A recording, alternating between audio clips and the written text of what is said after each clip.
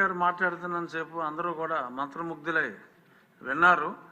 సభ్యుల సమయం కొంచెం ఎక్కువ తీసుకున్న వలన సభ్యులకు ఇప్పుడు సమయం తగ్గించవలసి వస్తుంది. ముందుగా హింటు.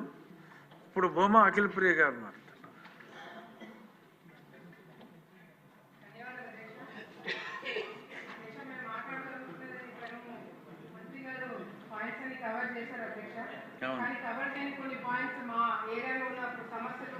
సభ దృష్టికి తీసుకొస్తాను అధ్యక్ష. ఈరోజు మరి ఎన్డీఏ ప్రభుత్వము చంద్రబాబు నాయుడు గారి నాయకత్వం కింద మరి రైతులకి ఇవ్వాల్సిన ఉచిత కరెంటు కావచ్చు, ఇరిగేషన్ ప్రాజెక్టులు పూర్తి చేసే విషయంలో ప్రభుత్వము ముందుకెళ్తున్న అధ్యక్ష, చర్యలు తీసుకుంటున్న అధ్యక్ష. ఎందుకంటే మన ప్రభుత్వం వచ్చిన తర్వాత major irrigation projects Polavaram, Velugodu, Handri-Neeva, Galeru Nagari ఇట్లాంటి ప్రాజెక్టులన్నీ కూడా దాని మీద దృష్టి పెట్టడం జరుగుతుంది అధ్యక్ష. ముఖ్యంగా రాయలసీమ ప్రాంతంలో అధ్యక్ష ఈ ఏదైతే గోదావరి బనకచల్ల ప్రాజెక్టు అది కానీ స్టార్ట్ అవుతే రాయలసీమ నిజంగా రత్నాల సీమగా మారుతుంది అధ్యక్ష. మరి చంద్రబాబు నాయుడు గారు ఏదైతే ఈ బడ్జెట్ ఈ ప్రాజెక్టు కోసము దాదాపుగా 45,000 కోట్లు ఖర్చు అవుతుందంటే కూడా వెనకాడకుండా తప్పకుండా రాయలసీమకి ఈ ప్రాజెక్టు రావడం వల్ల మేలు కలుగుతుందని చెప్పి ఆ ప్రాజెక్టును ముందుకు తీసుకెళ్తామని చెప్పి చెప్పడం జరుగుతుంది అధ్యక్ష. మరి వ్యవసాయంలో అదే టెక్నాలజీ అధ్యక్ష, ఈ శాఖ కింద అధ్యక్ష టెక్నాలజీని కూడా మన ప్రభుత్వము చాలా చక్కగా ఉపయోగించుకుంటుంది అధ్యక్ష. అట్లు డ్రోన్స్ విషయంలో కావచ్చు, లేకపోతే మొబైల్ మార్కెట్ ప్రైస్ ప్లాట్ఫామ్స్ విషయంలో కావచ్చు బాగా వాడుకుంటుంది అధ్యక్ష. అదేవిధంగా ఏఐ టెక్నాలజీని కూడా బాగా ఇప్పుడు ఏఐ టెక్నాలజీ అన్ని రంగాల్లో కూడా వాడుకుంటున్నారు.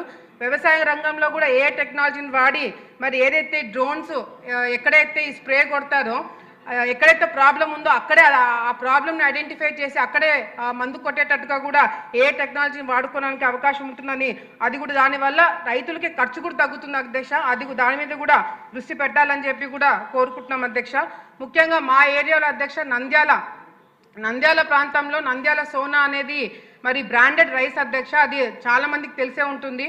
మరి ఈ బ్రాండెడ్ రైస్ని డెవలప్ చేసింది కూడా అధ్యక్ష regional agriculture research station Nandyal అధ్యక్ష, RARS. మన దేశంలోనే వెస్ట్ బెంగాల్, ఉత్తరప్రదేశ్, పంజాబ్, తమిళనాడు తర్వాత ఆంధ్రప్రదేశ్ మరి రైస్ ప్రొడక్షన్లో మనమే ఉన్నాం అధ్యక్ష. కానీ క్వాలిటీ విషయంలో మాత్రము నంద్యాల సోనా నంబర్ 1 ఉందని చెప్పి గర్వంగా చెప్పుకోవడానికి ఉంది అధ్యక్ష. మరి అదేవిధంగా ఈ నంద్యాల సోనా అనేది ప్రభుత్వమే ప్రమోట్ చేసి ఈ బ్రాండ్ని ముందుకు తీసుకెళ్ళి అవసరమైతే GI ట్యాగ్ కూడా ఇప్పించాలని చెప్పి కూడా మా తరపు నుంచి మేము కోరుకుంటున్నాం అధ్యక్ష. దీనివల్ల మనకి రీసెర్చ్ సెంటర్కి మంచి పేరు వస్తుంది, మన రాష్ట్రంకి మంచి పేరు వస్తుంది.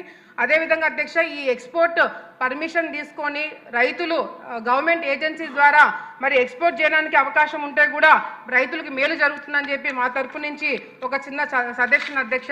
మరి ఇందాక టొబాకోకి సంబంధించిన టొబాకో రైతులకు సంబంధించిన దాని గురించి కూడా మంత్రి గారు అన్ని విధాలుగా అన్ని ఎక్స్ప్లెయిన్ చేశారు అధ్యక్ష. నేను జస్ట్ 2 పాయింట్స్లో కంప్లీట్ చేస్తాను.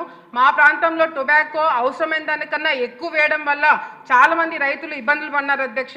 ప్రాపర్ ప్రొక్యూర్మెంట్ సెంటర్లు లేవు, క్వాలిటీ బాగాలేవని చెప్పి చాలా వరకు స్టాక్ వెనక్కి పంపించేశారు అధ్యక్ష. ఆత్మకూరు, నందికోట్కూరు, ఆలగడ్డ, బనగానపల్లె, పాణ్యము, ఓరవకల్లు ఇటువంటి ప్లేసెస్లో సరైన ప్రొక్యూర్మెంట్ సెంటర్స్ లేకపోవడం వల్ల కూడా రైతులు చాలా ఇబ్బంది పడినారు. తప్పకుండా వచ్చే రోజులు అట్లీస్ట్ ప్రభుత్వం తరపు నుంచి అధికారుల తరపు నుంచి రైతులకి ఒక కోఆర్డినేషన్ పెట్టుకొని ఏ ప్రాంతంలో ఎంత వేయాలి ఎంతవరకు అనేది వాళ్ళు చూసుకుంటే బాగుంటుందని చెప్పి వచ్చిన సజెషన్ అధ్యక్ష. అదేవిధంగా ఇందాక మంత్రి గారు చెప్పినట్టు అధ్యక్ష వైఎస్ఆర్సీపీ పార్టీ నెగిటివ్ ప్రచారం ఎక్కువ చేయడం వల్ల యూరియా దొరకదు అని చెప్పి 2వ పంట 3వ పంట కావాల్సినవి కూడా ఇప్పుడే రైతులు కావాలని చెప్పి తీసి పక్కన పెట్టుకోవడం వల్ల కూడా ఈ యూరియా షార్టేజ్ రావడం జరిగింది అధ్యక్ష. చాలా వరకు ఫస్ట్ ప్రయారిటీ ఆర్బీకేలకు ఇచ్చినారు అధ్యక్ష. తర్వాత సొసైటీలకు మెల్లిమెల్లిగా కొద్ది వరకు స్టాక్ పంపించినారు. సొసైటీలకు కూడా ఎక్కువ ప్రాధాన్యత ఇచ్చి ఎక్కువ సొసైటీలకు కూడా ఈ యూరియా స్టాక్ పంపించాలని చెప్పి కూడా మేము కోరుకుంటున్నాం అధ్యక్ష. ఎందుకంటే ఖరీఫ్ సీజన్లో ఇప్పుడు ఇచ్చిన యూరియా ఓన్లీ ఖరీఫ్ సీజన్కి మాత్రమే, రబీకి రావాల్సింది ఇంకా ఇస్తామని చెప్పి ప్రభుత్వం చెప్తున్నా కూడా వైసీపీ నాయకులు తప్పుడు ప్రచారం చేయడం వల్ల రైతులు కూడా ఇబ్బందులు పడుతున్నారు అధ్యక్ష. మా ఆలగడ్డ ఉదాహరణ చూసుకుంటే ఖరీఫ్ సీజన్లో 2024-25 ప్రాంతంలో 6,465 మెట్రిక్ టన్నులు రావడం జరిగింది అధ్యక్ష. ఈ సంవత్సరం మాకు 9,645 మెట్రిక్ టన్నులు ఇవ్వడం జరిగింది అధ్యక్ష. ఇందాక మంత్రి గారు చెప్పినట్టుగా కూడా ఉల్లి రైతులు చాలా ఇబ్బందులు పడుతున్నారు. దాని దగ్గర నేను కూడా ఒకటి ఆలోచన చేయడం జరిగింది అధ్యక్ష. మొత్తము రాయలసీమలో చూసుకుంటే 3,90,000 ఎకరాలు ఉల్లి వేసుకున్నారు అధ్యక్ష. దీనివల్ల ప్రభుత్వం కూడా ఎన్ని ఇబ్బందులు పడుతుందో ఇందాక మంత్రి గారు చెప్పడం జరిగింది. మా తరపు నుంచి ఒక చిన్న సజెషన్ అధ్యక్ష. పత్తికొండలో జస్ట్ రీసెంట్గా పత్తికొండలో టొమాటో సాస్, టొమాటో కెచప్ పెట్టడానికి ఒక పరిశ్రమ ఏర్పాటు చేయడం జరిగింది అధ్యక్ష. అట్లాగే ఉల్లి పేస్ట్ అంటే ఆనియన్ పేస్ట్ ఇప్పుడు చాలా వరకు సిటీలలో వాడుతున్నారు అధ్యక్ష. అటువంటి ప్లాంట్ కూడా కర్నూలు ఏరియాలో పెడితే ప్రభుత్వానికి ఖర్చు తగ్గుతుంది, రైతులకు కూడా బాగుంటుందని చెప్పి ఒక చిన్న సజెషన్ మా తరపు నుంచి మంత్రి గారికి ఇవ్వడం జరుగుతుంది అధ్యక్ష. అంతేకాకుండా అధ్యక్ష చాలా వరకు నాకు తెలిసి అన్ని నియోజకవర్గాల్లో కూడా ఈ పంట ఆరబెట్టుకోవడానికి చాలామంది రైతులు రోడ్ల మీద పంట ఆరబెట్టుకోవడం మనం చూస్తున్నాం అధ్యక్ష. గతంలో ఇంతకుముందు చంద్రబాబు నాయుడు గారు ప్లాట్ఫామ్స్ క్రియేట్ చేసుకోవడానికి అవకాశం ఉండింది. ఇప్పుడు చాలామంది పంటలు వేసుకుంటున్నారు. అందరికీ చాలామంది సొంత రైతులు కాకుండా ఈ టెనెన్స్ వాళ్ళు కూడా ఉన్నారు కాబట్టి, అంటే కౌలు రైతులు కూడా ఎక్కువ ఉన్నారు కాబట్టి గవర్నమెంట్ భూములు అంటే గ్రామ స్థాయిలో సొంత పొలం ఉన్న వాళ్ళకి సొంత పొలంలో ప్లాట్ఫామ్ ఏర్పాటు చేసుకోవడానికి అవకాశం ఇస్తూ, సొంత పొలం లేని వాళ్ళకి గవర్నమెంట్ భూమి ఏదైనా ఏర్పాటు చేసి అక్కడ ప్లాట్ఫామ్స్ ఎన్ఆర్ఈజిఎస్ కింద ఇంతకుముందు ఇచ్చేవాళ్ళంత, కానీ ఇప్పుడు ఎన్ఆర్ఈజిఎస్ కింద ప్లాట్ఫామ్స్ క్రియేట్ చేసుకోవడానికి ఇవ్వట్లేదు అధ్యక్ష. అది కూడా దృష్టి పెట్టాలని చెప్పి కూడా కోరుకుంటున్నాము. అంతేకాకుండా గతంలో రైతు బంధు కార్యక్రమం ఇంతకుముందు స్కీమ్ ఉండింది అధ్యక్ష. ఇంతకుముందు మార్కెట్ గోడౌన్స్లో అధ్యక్ష ఈ ధాన్యం అనేది 90 రోజులు పెట్టడం వల్ల అక్కడ రెంట్ కూడా రైతులు రెంట్ కలెక్ట్ చేసుకోలేదు అధ్యక్ష. ఈ ధాన్యంకి రుణాలు కూడా అంటే లోన్ కూడా ఇచ్చేవాళ్ళు గతంలో. ఇప్పుడు వైసీపీ గవర్నమెంట్ మొన్న వచ్చిన తర్వాత ఆ స్కీమ్ క్యాన్సిల్ చేయడం వల్ల ప్రైవేట్ గోడౌన్లకి రైతులు ఇవ్వడం వల్ల పంట వాళ్ళకి ఏదైనా గిట్టుబాటు ధర లేని టైంలో రైతులు కూడా నష్టపోయినారు అధ్యక్ష.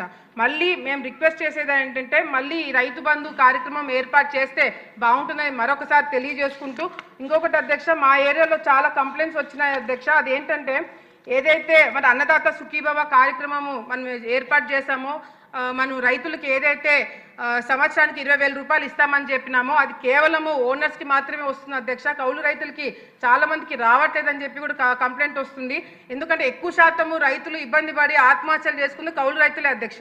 సో అటువంటి కౌలు రైతులకు కూడా ఆదుకోవాలని చెప్పి కూడా మా తరపు నుంచి ప్రభుత్వాన్ని కోరుకుంటున్నాం అధ్యక్ష. ధన్యవాదాలు అధ్యక్ష. ఇప్పుడు మనకి 30 నిమిషాల సమయం ఉంది, ఇంకా 10 మంది సభ్యులు ఉన్నారు కాబట్టి వినతి ఏంటంటే 3 నిమిషాల్లో రెస్ట్రిక్ట్ చేసుకోగలిగితే అందరికీ అవకాశం వస్తుంది. ఇప్పుడు జనసేన దేవా వరప్రసాద్ గారు లేరా,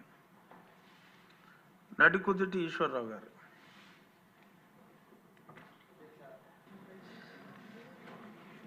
మనందరి ఆకలి తీరుస్తున్న రైతన్నకు నా ప్రణామాలు అధ్యక్ష. 1950-51లో జాతీయ ఆదాయంలో 56.5% ఉన్నటువంటి వ్యవసాయం నేడు అది 20%కి పడిపోయింది అధ్యక్ష. కానీ శ్రామికుల్లో మాత్రం దేశంలో ఇప్పటికీ కూడా 53% ఇంకా వ్యవసాయం మీద ఆధారపడే ఉన్నారు అధ్యక్ష.